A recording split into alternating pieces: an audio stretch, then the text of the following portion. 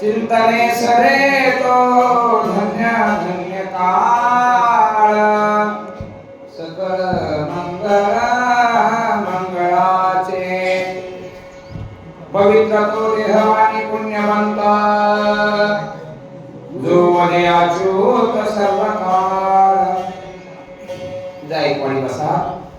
भावार्थ रामायणांतर्गत चाललेला लक्ष्मण शक्तिमुक्तीचा सोहळा दररोजचे हे नियोजन करणारे बाळासाहेब महाराज, हरिभक्त महाराज असतील, बाबुजी असतील, राजूकर असतील, त्यांचे सहकारी असतील, आनंद वाटतो. कारण सगळ्यांचा पाचाचा मेळ जमून हे कार्यक्रम वर्षात 4 करतात बरं का. धन्यवाद. धन्यवाद देणे इतकी सुद्धा आमची पात्रता नाही. तुमचं करावं एवढं बहुत कमी आहे. म्हणून सर्वांच्या चरणी नतमस्तक हे पायावरी या वारकरी संतांच्या. मी उठून गेलो मला रागा गेलो नको. तुम्हाला भाग झाला असेल तसा. मला परभणीला जायचं होतं. संभाजी महाराजांची रामकथा होती. हा, आणि 1 वाजता बरोबर निघायचं होतं. म्हणून सेवा, ऐकण्याची सेवा ही सेवाच आहे. आणि बरं, परमार्थामध्ये राग करून स्वतःच नुकसान आहे. जो जगाचं नुकसान आहे का त्याच्यामध्ये काही आमचंच आहे ना. त्याच्यामुळे परमार्थात राग करत नाही. वेळेमध्ये तुमच्याकडून सेवा प्राप्त होईना गेली म्हणून मी माझ्या स्वतःच्या पावलाने गेलो. परत बोलावलं, परत आलो. ना राग, ना लोभ, ना अभिमान कुठलाही नाही. ऐका कथेकडे वळूया. 5व्या अध्यायाचा ग्रंथ करते परिहार निवडावे गावा महाराज. सर्व पुनःशक्ता सर्व रामायण प्रेमी रामभक्ताच्या चरणी नतमस्तक होतो. आणि आता ओळीकडे वळूया. वाचा गुरुजी. युक्त झाले घोरांगर मंत्री प्रस्तादी महोदर इंद्रजितादे महावीर कुमारे कुमार. लघुरूपी रामायणाची कथा ग्रंथ करते विषय नाही धावत्या वेगामध्ये.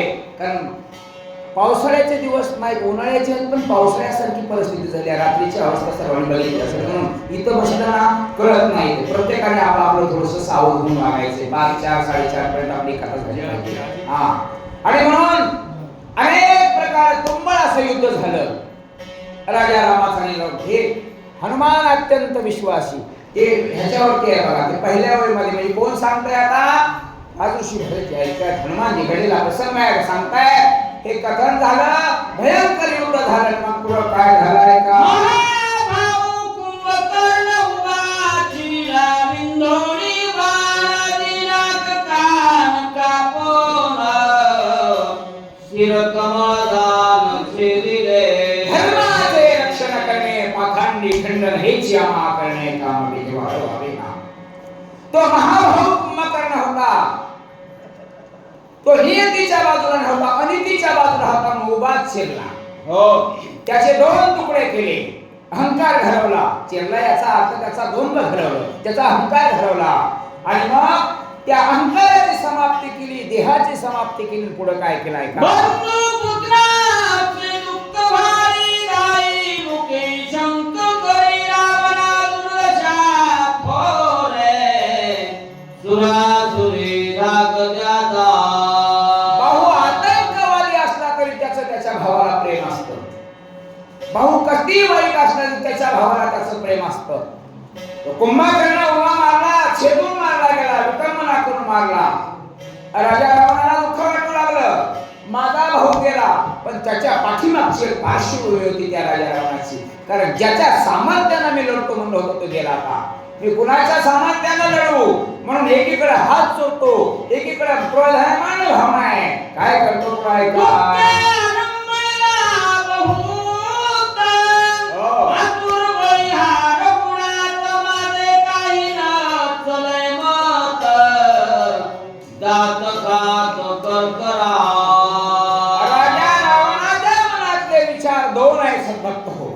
एकीकडे पहिला विचार आहे दुःखाने असणारा आळंबला, रागाने क्रोधायमान झालेला रावण आहे.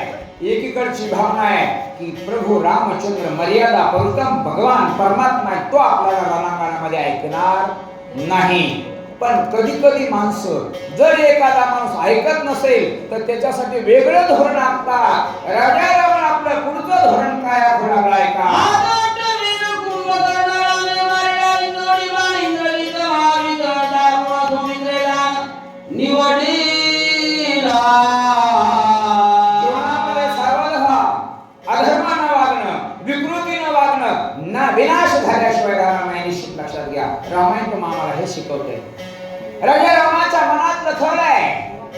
राजा रावण म्हणतो आदट वीर असलेला कुंभकर्ण. अरे कुंभकर्ण आदट आहे पण अधर्माला रचला, वाम मार्गाला जाऊ लागला आणि म्हणून त्याचा शेवट हे चांगला होईल. तू लक्षात ठेवा. पुत्र मारले, पौत्र मारले, प्रधान मारले, कुमार मारले. आता मी कुणाच्या सामर्थ्याने लढू? प्रश्न निर्माण झाला.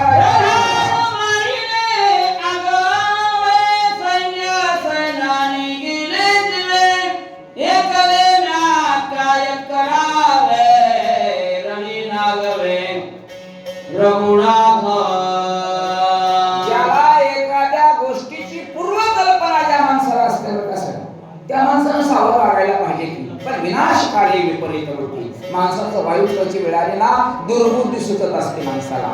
पुत्र गेले, पौत्र गेले, प्रधान गेले, जेवढे जेवढे आणले होते कारण सगळ्या कुळाचा विध्वंस होणार होता हे राजा रावणाला माहित होता.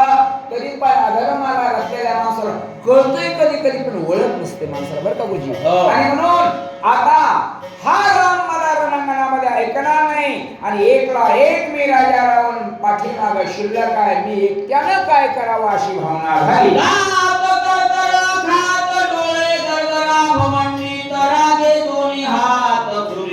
शक्ती आगूत उचलला. भरताना माझ्या राजऋषी भरताना माझ्या हनुमंताला प्रश्न केला मग पुढं काय झालं? त्यावेळेला सांगितलं त्या अधर्मी असलेल्या अहंमनात निर्माण झालेल्या राजा रावणानं निर्वाणीचा प्रयत्न करायला सुरुवात केली. काय केला? ब्रह्मदेवाचं वरदान असलेली शक्ती ब्रह्मशक्ती अद्भुत अशी शक्ती होती. दोन्ही हात जोडू लागला. रागानं भरलेल्या माणसाची अवस्था काय होते ग्रंथकर्ते निरूपण करतात. दोन्ही हात जोडतो, हातात ब्रह्मशक्ती उचलली पुढे काय केलं?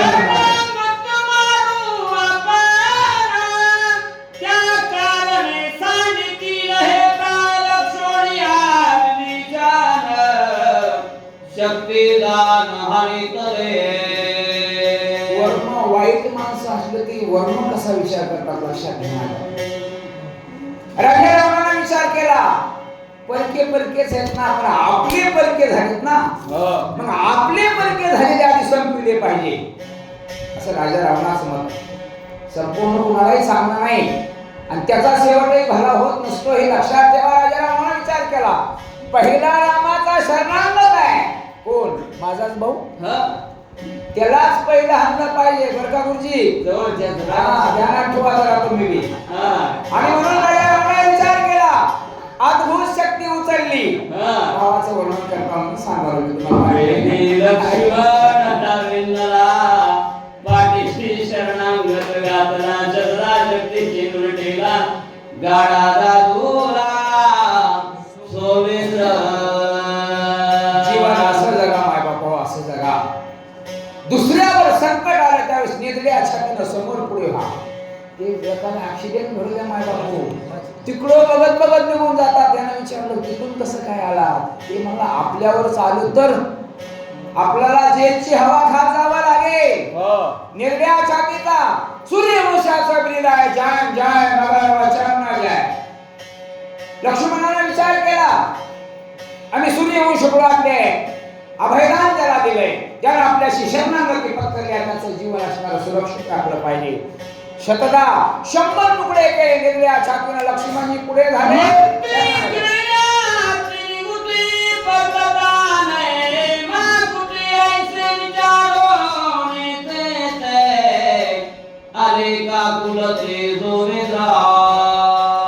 शक्ती अधर्माकडून धर्माकडे चालली आहे. राजा रावण अधर्माला रचलेला आहे. मंत्रानं त्याला खेळून सोडलंय राजा रावणानं. शक्ती विचार करते जर मागे जाऊ तर पुन्हा त्या दुष्टाकडून आपल्याला हनन झाल्याशिवाय होणार नाही. होय मग विचार करा, हा बोध घ्यायचा आहे आपण. आणि म्हणून शक्तीने विचार केला, आता भगवंताच्या पायाशी रत झालेलं बरं, भक्ताच्या पायाशी लीन झालेलं बरं. आणि म्हणून त्या शक्तीनं आपला विचार बदलला.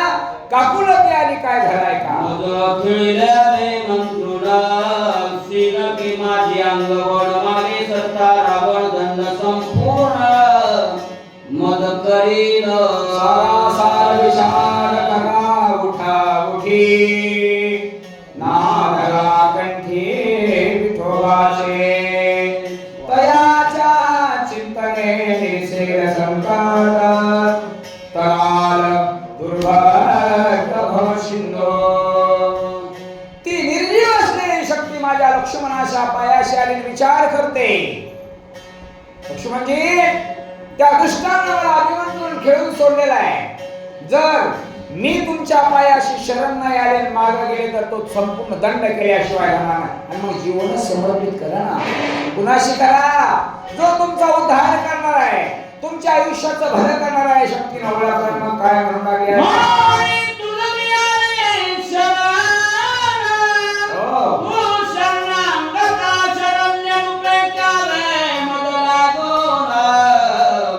कन्या पूर्ण मी तुझे म्हणून तुझा मी आवेश, म्हणून शरण जावे सर्व भावे देवाशी. काय नाव तो हा उपरील पार भवदुष्कर. येडे माणसं माणसाला शरण जातात. तो काय करणार आहे? लय धरता एखाद्या वेळेचं तुमचं आलेलं संकट किंवा वेळ चुकवे, त्याच्यापेक्षा पलीकडे काय करा. असं माझं म्हणणं नाही, माणसाला शरण जाऊ नका असं नाही. सर्व भूती पाहे कवा सोये ही अवस्था ठेवली पाहिजे निश्चितपणाने. आणि म्हणून ब्रह्मशक्ती म्हणते, मी तुला शरण आले, नातं जोडलं आईचं बाबाचं. शरण झाली तेने अत्यंत कृपाली, स्वामित्र शरणांगता मावले अंगीकारिले ब्रह्मजगते. अंगीकार याचा केला नारायणे, निंद्यतेही वंद्यतेने केली. त्या ब्रह्मशक्तीने सांगितलं, मी कन्या होऊन आले. आता कन्येचं बापाचं जर नातं जोडलं तर नाजूक नातं असं समजलं. त्या नात्याला वेगळं वळण देण्याचा कुणालाही अधिकार नाही. आणि म्हणून ती शक्ती म्हणते, तुम्ही माझे बाप आहात, मी तुमची मुलगी आहे. अंगीकार केला, कारण सूर्यवंशाचा बीज आहे. जो शरणागत आला त्याला आपलं सकर्णन काय केलं पुढे का, कन्या झाली उपहार जनक दिसी अंगीकारित, स्वामित्र अत्यंत कृपा भरित तारा देत हृदयामध्ये. कारण हृदयासारखं कोमल या शरीराला दुसरं काहीच नाही. आता बरंच काही सांगता येतं, पण त्याचा वेळेची मर्यादा राखायची. आपण उशीर केला की पुढे उशीर होतोय. आणि म्हणून मी तुमची मुलगी आहे. उपहत झाली एखादी मुलगी असेल, सगळे नांदायला गेली, नवऱ्यानं सोडून दिलं, सासूचा असणारा धाक लागला, ती बापाकडे येते, बाप तिला अभय देतो. 12 ठिगळं त्याच्या धोत्राला असतात, पण बाप म्हणतो मरून जाईल, जन्मभर असणारा लोकांचं काम करेन, धुळ्यावर काम करेन, पण तुला त्रास होऊ देणार नाही. हे माझी तुला अभिवचन आहे. आणि म्हणून तशा प्रकारचं अभिवचन लक्ष्मणाने दिलं. काय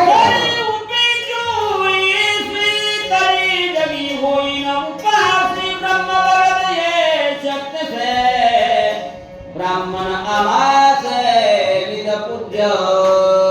विचारी माणसाचं लक्षण ग्रंथ करते सांगतात, धर्मानं वागणाऱ्या, नीतीनं वागणाऱ्या माणसाचं लक्षण असतं दोन बदला, दोन्हीकडचा सारासार विचार करावा लागतो. गुरुजी, जर या ब्रह्मशक्तीचं उपेक्षणा जर केली ना, सूर्यवंशी कुळाला राज्य लागल्याशिवाय राहणार नाही, अधर्म हातातून घडल्याशिवाय राहणार नाही.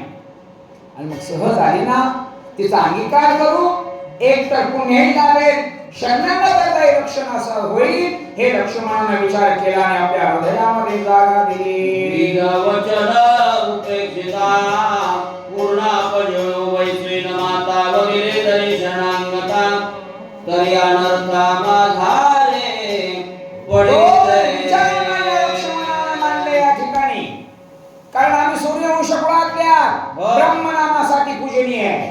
द्विजाचं वचन राखणे हेही काम होईल. त्याच्यानंतर जर या ब्रह्मशक्तीची उपेक्षणा केली तर अधर्माला रचल्यासारखं होईल, अधर्म निर्माण होईल. धर्माचा सांभाळ करणाऱ्यांना अधर्मानं कसं वागलं म्हणून हिची उपेक्षणा करणार नाही. दोन विचार मांडले आणि ब्रह्मशक्तीला